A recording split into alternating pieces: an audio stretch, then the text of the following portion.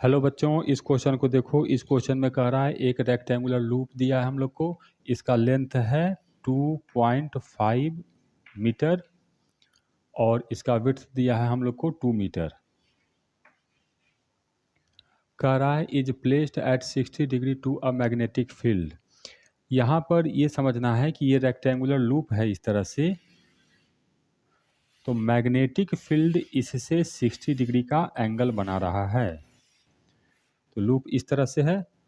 अगर magnetic field इधर है तो कहेंगे लूप मैग्नेटिक फील्ड के साथ 90 डिग्री का एंगल बना रहा है। तो ये ऐसे ना होकर के हमको ऐसे दिया है और ये एंगल दिया है हम लोग को 60 डिग्री।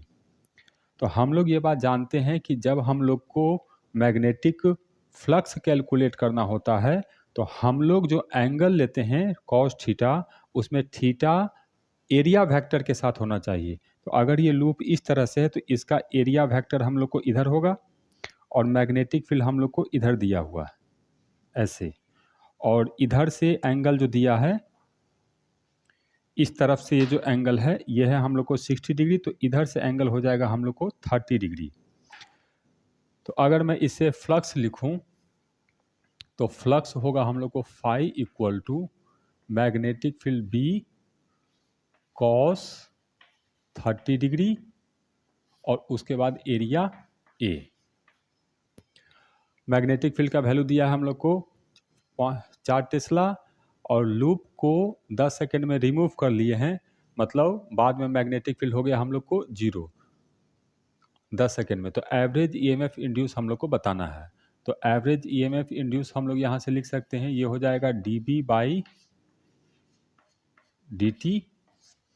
कॉस 30 डिग्री को हम लोग लिख सकते हैं √3/2 और एरिया हो गया हम लोग को 2.5 × 2।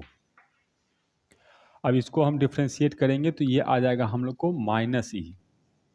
अब dB/dt ये हम लोग को है, फाइनल है हम लोग को 0, इनिशियल है हम लोग को 4 टेस्ला और टाइम दिया है हम लोग को 10 सेकेंड इंटू √3 हो गया इंटू 25/10। यहाँ -4 हो जाएगा, इस माइनस ये माइनस कैंसिल हो गया। 25 × 4 100 हो गया, 100 से 100 कैंसिल हो गया। तो ईएमएफ इंड्यूस आया हम लोग को +√3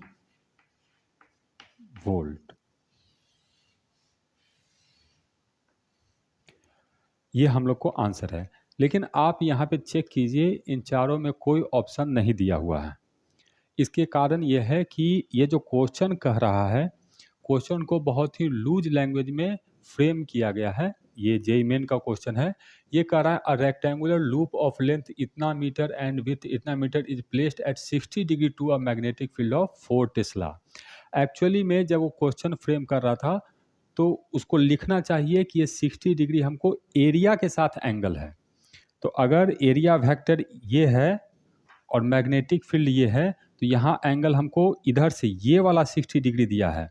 तो अगर मैं इसको 60 डिग्री मानकर बनाता हूँ इस क्वेश्चन को तो सेम चीज रहेगा, लेकिन E इक्वल टू लिखेंगे हम लोग B cos 60 degree into area vector A -E equal to. तो ये हो जाएगा B का वैल्यू डी, यहाँ पे हाँ B फ्लक्स लिखेंगे फाई इक्वल टू और -E इक्वल टू dB/dt हो जाएगा और cos 60 डिग्री का वैल्यू 1/2, एरिया 2.5 × 2। तो यहाँ से हम लिखेंगे तो ये आ जाएगा हम लोग को 0 -4 डिवाइडेड बाई 10, 2 से 2 कैंसिल हो गया इंटू 25/100। यहाँ से माइनस कैंसिल हो गया, 25 × 4 100 और ये 10 × 10 100। तो हम लोग को आंसर आ गया E इक्वल टू +1 वोल्ट। तो जो सही ऑप्शन है वो हम लोग को +1 वोल्ट है। यहाँ पर जो क्वेश्चन कह रहा है, क्वेश्चन में अगर मैं यहाँ पे क्लियरली अगर क्लैरिटी नहीं है कि एंगल 60 डिग्री लूप से लेना है कि एरिया वेक्टर से, तो लूप से अगर मैं एंगल 60 डिग्री लेकर बना रहा हूँ तो आंसर आ रहा है √3 वोल्ट, जो कि चारों में कोई ऑप्शन नहीं है।